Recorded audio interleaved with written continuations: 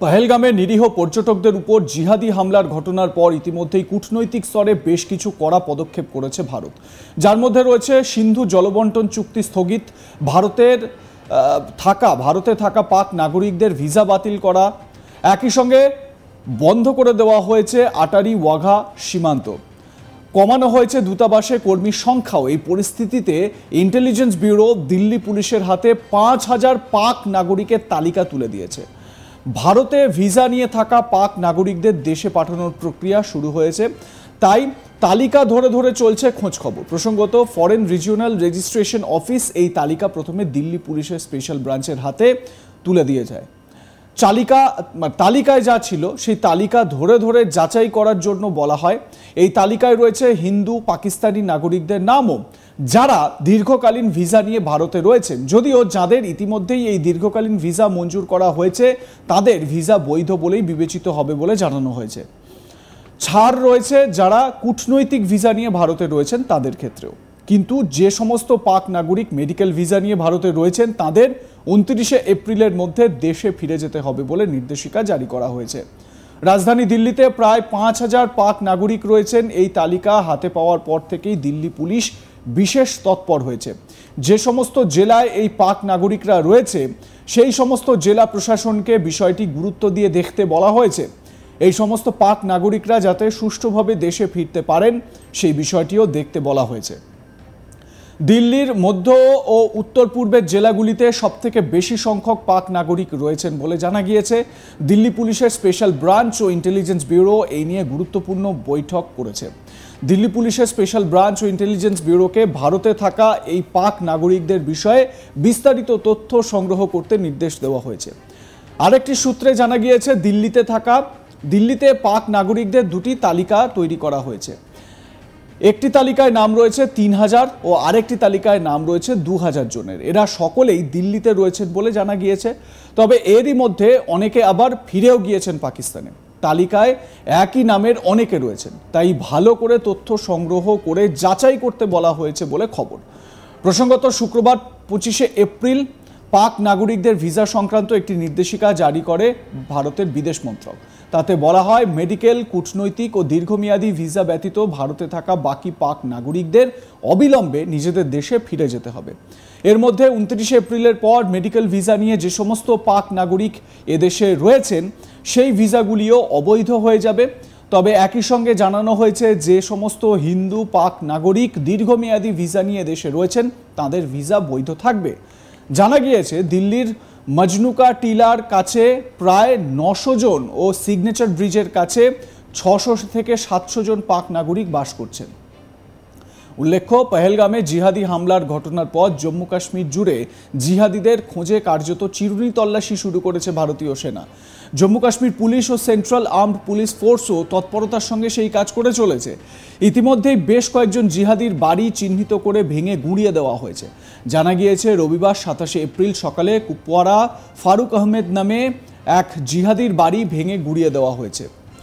এর আগে শ্রীনগর, বান্দিপুরা, ওল্ড এয়ারফিল্ডে ৭ জিহাদির বাড়ি ভেঙে গুঁড়িয়ে দেওয়া হয় বলে খবর। এদিকে শুধু জম্মু ও কাশ্মীর নয়, দেশের অন্যত্রও চলছে বেআইনিভাবে ভারতে বসবাসকারী বিদেশি নাগরিকদের খোঁজে তল্লাশি।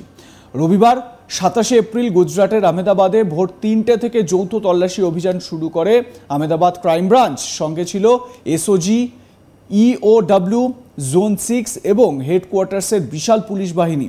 এই তল্লাশিতে ৪০০ জন সন্দেহভাজনকে আটক করা হয়েছে বলে জানিয়েছেন আহমেদাবাদ ক্রাইম ব্রাঞ্চের ডিসিপি অজিত রাজাইন। আহমেদাবাদের পাশাপাশি গুজরাটের সুরাটেও রাতে যৌথভাবে তল্লাশি চালানো হয়। ১০০-র বেশি বাংলাদেশি নাগরিককে অবৈধভাবে ভারতে প্রবেশের অভিযোগে আটক করা হয়েছে বলে জানা গিয়েছে। কোনো বৈধ নথি ছাড়াই এরা বছরের পর বছর গুজরাটের সুরাটে বসবাস করছিল বলে জানা গিয়েছে। তদন্ত শেষে এই আটক ১০০ জন বাংলাদেশি নাগরিককে তাদের দেশে ফেরত পাঠানো হবে বলে জানিয়েছেন স্পেশাল অপারেশন গ্রুপের ডিসিপি রাজদীপ সিং নাকুম। স্বাভাবিকভাবে এই যে তল্লাশি অভিযান, বিদেশি নাগরিক বিশেষত পাকিস্তান এবং বাংলাদেশ থেকে আসা, যেহেতু পাকিস্তানের ওপর তো বিধিনিষেধ রয়েছে, এই আবহে বাংলাদেশ থেকে যারা ভারতে এসে বসবাস করছে, বিশেষ করে যারা অবৈধভাবে বসবাস করছে তাদেরকে চিহ্নিত করার কাজ চলছে এবং তাদেরকে তাদের দেশে পাঠানোর কাজ চলছে।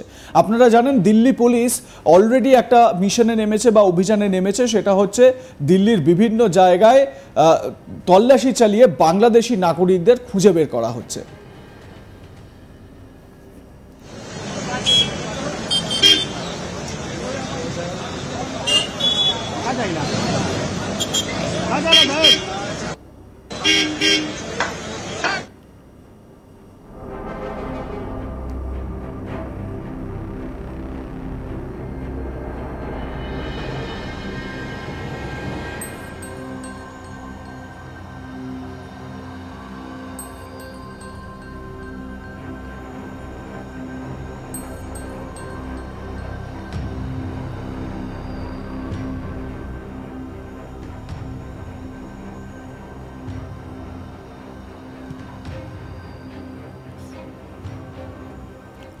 অর্থাৎ নানান রকমভাবে তৎপরতা কিন্তু লক্ষ্য করা যাচ্ছে। আপনারা জানেন যে এই মুহূর্তে পাকিস্তানের সঙ্গে ভারতের একটা ওয়ার লাইক সিচুয়েশন, যে কোনো মুহূর্তে যে কোনো বড় একটা কিছু ঘটে যেতে পারে।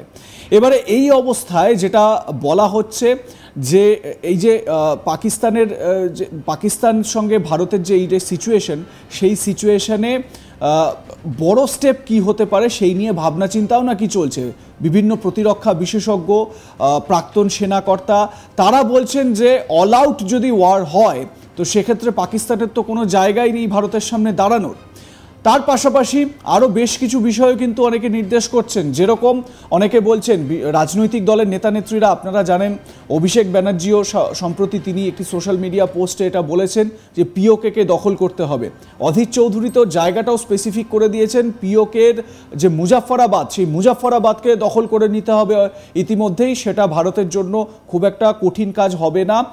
এই রকম কিন্তু নানান রকম বিষয় কিন্তু সামনে আসছে। তো এবারে কি টার্গেট হবে সেটা কিন্তু সময়ের অপেক্ষা।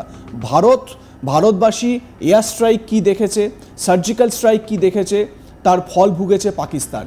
এরপরে কি এই পেহেলগামে যে কাপুরুষোচিত বর্বর একটা হত্যালীলা চালানো হলো, তারপর পাকিস্তানকে যোগ্য জবাব দিতেই হবে। সেটা কি হবে সেটা দেখার মতন বিষয় রয়েছে। যদিও কূটনৈতিকভাবে পাকিস্তানকে ঘিরে নিয়েছে ভারত, এমনিতেই বলা হচ্ছে যে পাকিস্তানের বিরুদ্ধে ভারতের ফ্লাড ওয়ার শুরু হয়ে গিয়েছে।